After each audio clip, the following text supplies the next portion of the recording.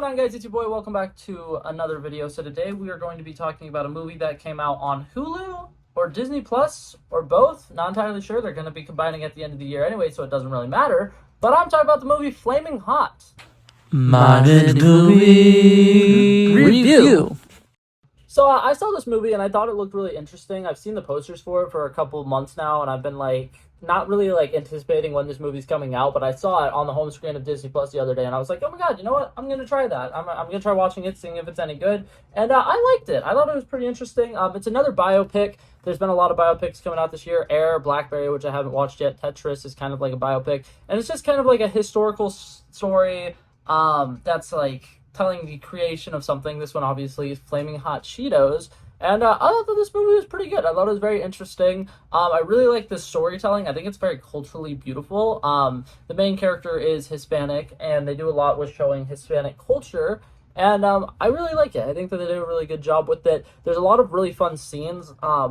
It starts off when he was a little kid, telling his little story, and it goes to when he was in middle school. And when he was in middle school, he started kind of kids do. They'll start selling snacks out of their backpack, but he did that with his mother's burritos that she used to make. And so they have fun little montages with that. And I will say that kind of style of montage that they do then, and then they do it a couple other times throughout the movie, is a lot of fun. I think it's a very stylistically beautiful movie. Something that I do like about this movie is the score overall is pretty good. There's a lot of different very upbeat music that happens throughout this movie, and I think it's a lot of fun. And I like this movie's voice. I think that the person who directed this movie did a really great job with it. It feels very fresh and original, and I really like it. So something in specific that I like about it is in a lot of movies they'll have dream sequences and stuff like that where there's the main character is narrating and explaining stuff that's going on, and it seems a little I don't think that that's something that actually happened. But in this movie, every time he does it is so fantastic. I want to say there's 6 or 7 different times in the movie where he'll be explaining and I bet you're wondering how this thing happened, and then it'll show something really drastic or crazy happening, and it's oh my god, what the hell is he doing? What's happening? Why? And I was literally freaking out, oh my god, what? Because they kind of paint the main character, I believe his name is Richard. They paint him in a light that he's very violent person. He can be very aggressive or whatever. And one of the first times they did this little dream sequence thing that I'm talking about is it's his first day on the job. He just got a job with Frito-Lay, and what's it called? I want to say it's his first week or something. And he's cleaning up something. He asks a question to one of the people who's working on one of the machines, and the guy does something to basically insult him. I don't remember exactly what happened, but he was basically I'm not just gonna take that. And then he takes this mop that he has and he starts beating the shit out of this guy, and I'm like, what the hell is happening? And then he rewinds it, and it's just I'm kidding, I didn't actually do that, it was just my first week. And I was so shocked, because the way that they played them almost every single time they did that fake dream sequence thing, it seemed 100% like it was something that was actually happening. And I thought it was great. It was funny. This entire movie has so many hilarious laugh out loud moments that I absolutely love.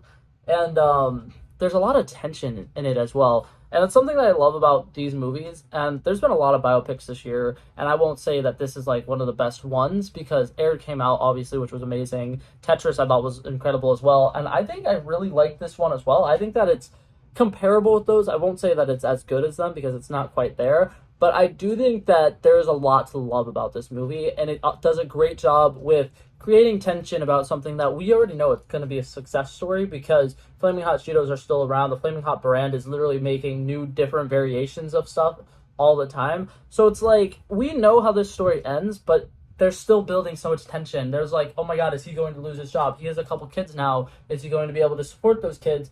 There's a lot of issues going on with the entire story, and I think that they build the tension of it perfectly.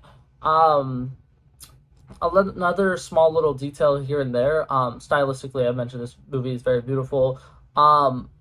They have a great way of showing storytelling through sometimes he'll be walking by what's it called, a grocery store that has like those TVs on display that'll tell like certain news articles. You'll hear news over the radio and stuff like that, and it's very like it does a great job of being a period piece. Like this takes place during the 80s through the 90s or whatever, and there's a lot of different stuff happening, and they mention how the economy kind of crashes because of the Reagan presidency, and he himself is like stuck in a position where like he was doing very good at kind of like working up the ranks and learning a bunch of new things, but now that the Reagan presidency has happened, there's a lot of people who are losing their jobs, there's a lot of people who aren't getting promotions that they should be getting, and there's a lot of issues within the factory that he works in, and he's kind of like stuck in the same position where as before it seemed like business was booming, he was about to get this huge promotion and everything was going really great for him, and he was kind of on the top of the world basically. And to show him being stationary for those 8 years, they had him cleaning around the area or whatever because he's a janitor, and you just kind of see like the years in the background kind of go across the screen, whether it be like chips on a conveyor belt or it be boxes on somebody's like little hand truck that they're pushing. It goes and it does the years. It goes like here's 1980 whatever, here's 1980 whatever, here's 1980 whatever, all the way through to I believe it was 1992. And it was a very cool scene. I loved that shot. I thought that it looked really great. And I like the fact that they show he was taking a bunch of risks. He was doing a bunch of stuff that he probably shouldn't have been doing, but he was a very fearless person, and I feel like that was a very smart decision, because the person who this movie is based off of was a very brave person who was not afraid to kind of like put his neck on the line to risk stuff, because when you are, as they put it in this movie, a very creative person, you can't really be silenced. You know, like if you have a vision, your vision's going to come out whether or not you are intending for it to be or you're just trying to sit back and relax. But yeah, so this character is great. I thought this movie was great. Something that I liked about it was that his wife was a very important part of the story as well. But yeah, I thought that this movie is fantastic. I definitely would recommend going and watching it. I feel like I didn't give a lot of details about the movie, but basically, it's kind of what you would expect from a biopic about somebody who created ships. It's a guy, he becomes a janitor because he doesn't really have a lot of options for employment. He needs to support his family, so he becomes one of the hardest working janitors Frito-Lay has ever seen. He has so much enthusiasm. He meets a bunch of people. He's always trying to learn more about the machines because he likes knowing things about machines. And then one day he's out with one of his sons, and that son is trying something spicy, and he's just like, oh my god, it's hot, it's hot, it's hot, but it burns good or something like that, right? And then he got that basic light bulb idea of, oh my god, what if we made spicy chips? Because they're at this little like food stand or whatever, and there's a bunch of Latinos around, and they're all enjoying this spicy food, and he's like, that's a great way to broaden the market share. And yeah, I thought it was really good. I thought this movie is fantastic. I definitely would recommend seeing it if you have an hour and a half to kill. But yeah, so overall my score for this movie, it wasn't anything like revolutionary, but I thought it was pretty good and very fun to watch. So I'm going to give it a solid 78 out of 100.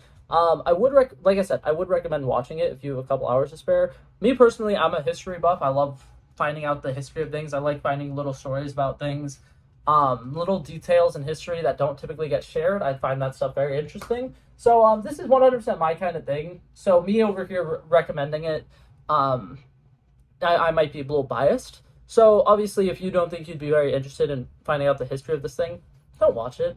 But me personally, I liked it. I thought it was great. But yeah, that was it for this video, guys. Hopefully you guys enjoyed it, and I'll see you guys in the next one. Peace out. Bow.